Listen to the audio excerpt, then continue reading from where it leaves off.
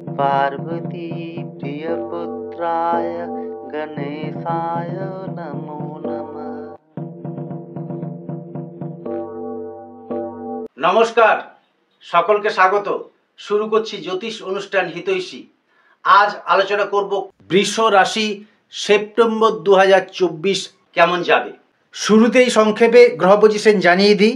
আপনার রাশিতেই বৃহস্পতির অবস্থান আছে, ধনস্থানে মঙ্গল, তৃতীয় স্থানে বুধ, গৃহস্থানে সক্ষেত্রী রবি, নিচস্থভাবে শুক্র সন্তান স্থানে অবস্থান করছে এবং শনিদেব সক্ষেত্রে থাকছে, রাহু থাকছে মীনে এবং কেতু থাকছে কন্যা রাশিতে। প্রথমেই জানিয়ে রাখি, গোচরে গ্রহ অবস্থান অনুযায়ী এই সেপ্টেম্বর মাস আপনাদের যথেষ্ট ভালো যাবে। কি কি বিষয়ে আপনাদের সতর্ক থাকতে হবে, কি বিষয়ে ভালো থাকবে, সব আমি আলোচনা করব।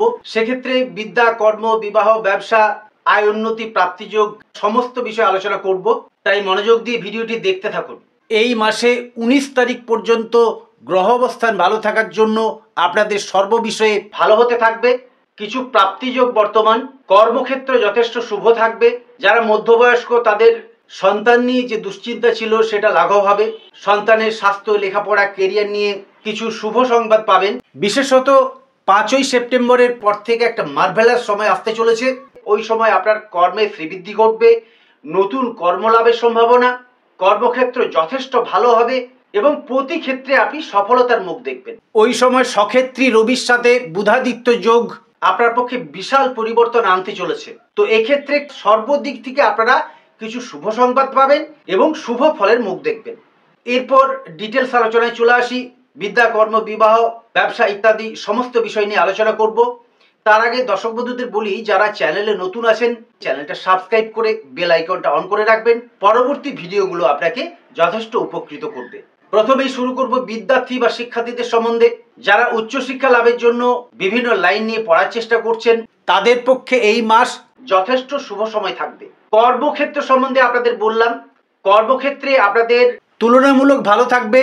তবে শনিদেব বক্রী থাকার জন্য মাঝে মাঝে কিছু সমস্যা দেখা দিতে পারে।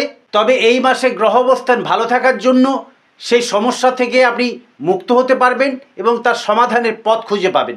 এরপর প্রেম বা অ্যাফেয়ারে যারা জড়িয়ে আছেন তাদের পক্ষে বলি, কিছু কিছু ক্ষেত্রে মতান্তর, মানসিক কিছু দুশ্চিন্তা আসতে পারে। তবে যারা বিবাহের চিন্তা ভাবনা করছিলেন ওই সময় আপনাদের বিবাহের যোগাযোগ আসতে পারে। বিশেষত 19শে সেপ্টেম্বর পর্যন্ত গ্রহ অবস্থান আপনাকে সর্বদিক থেকে সচল করবে এবং নানা দিক থেকে কিছু যোগাযোগ আসবে যেটা আপনাকে ভীষণভাবে উদ্দীপ্ত করবে। 19 তারিখের পর থেকে স্বাস্থ্য বিষয়ে এই সময় একটু সচেতন থাকা দরকার। যাদের জন্মকালে লগ্নপতি বা রাশিপতি পীড়িত আছে তারা এই ফলটা বা এই সমস্যাটা পেতে থাকবেন। এরপর বিবাহ সম্বন্ধে আলোচনায় আসি। বিবাহের ক্ষেত্রে যারা বিবাহের সমস্যায় ভুগছিলেন, বিবাহে বাধা আসছিল, তারা এই মাসে পুরো আপনাদের পক্ষে যথেষ্ট ভালো সময় থাকছে।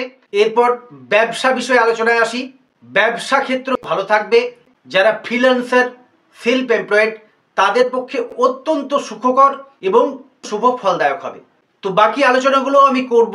এই রাশিফল মাসিক রাশিফল হলেও দৈনিক রাশিফলের মতো কয়েকটা দিন আমি ইন্ডিকেট করে আপনাদের জানিয়ে দিই যে কোন কোন দিনগুলো আপনাদের পক্ষে ভালো আসবে এবং কোন কোন দিনগুলো আপনাদের একটু সতর্ক থাকা উচিত। এই মাসে এমন কিছু যোগাযোগ বা এমন কিছু অদ্ভুত ঘটনা ঘটবে যেটা আপনার পক্ষে অত্যন্ত পজিটিভ হবে।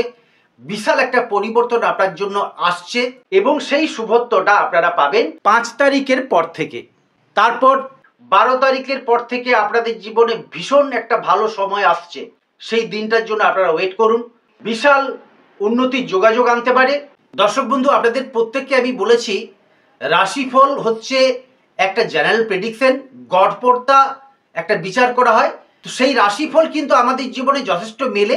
তবে সবচেয়ে যেটা বেশি ফলদায়ক সেটা হচ্ছে আপনার জন্মকালীন যে বার্থ চার্ট বা ন্যাটাল চার্ট, অর্থাৎ আপনার জন্মকুণ্ডলী।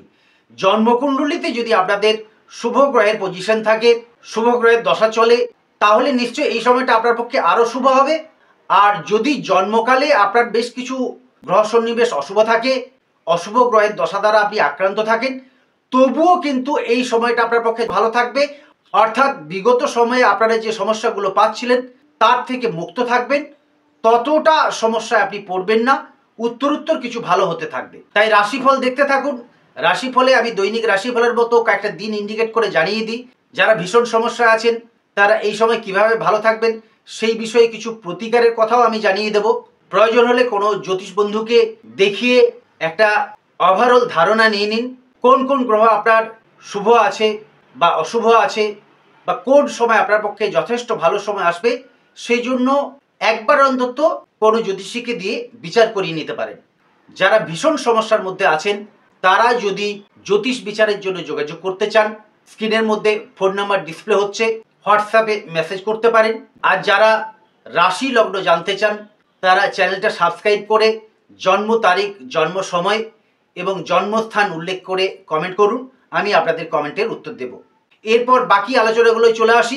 যারা গৃহ নির্মাণ, বাড়ি কেনা বেচা বা গৃহে স্থানান্তরের চিন্তা ভাবনা করছিলেন তাদের পক্ষে বলবো গৃহ নির্মাণ, গৃহে স্থানান্তর আপনার পক্ষে যথেষ্ট শুভ হতে থাকবে। বিশেষত এই মাসে বেশ কয়েকবার প্রাপ্তিযোগ থাকছে, আপনি নতুন কিছু কিনতে পারেন, নতুন কিছু অ্যাসেট আপনার জীবনে আসতে পারে। 5 তারিখের পর থেকে আপনার রাশি বা লগ্ন থেকে গ্রহ পজিশন এমন অবস্থায় থাকছে যেটা আপনার পক্ষে অত্যন্ত শুভফলদায়ক এবং সুখ সৌভাগ্য সমৃদ্ধি প্রদান করবে। যারা মামলা মোকদ্দমা ইত্যাদিতে জড়িয়ে আছেন তাদের পক্ষে 19 তারিখের মধ্যে অগ্রসর হলে সেটা আপনার পক্ষে শুভ হবে। এরপর পারিবারিক বা দাম্পত্য বিষয়ে আলোচনা করব। এই মাসে সপ্তমপতি দ্বিতীয় অবস্থানের ফলে দাম্পত্য ক্ষেত্র যথেষ্ট শুভ থাকবে। সন্তান ক্ষেত্রে সন্তানের জন্য চিন্তা এবং সন্তানের জন্য ব্যয় বৃদ্ধি হতে পারে। সন্তান ক্ষেত্র এই মাসে তুলনামূলক শুভ। এরপর ভ্রমণ নিয়ে আলোচনা করি।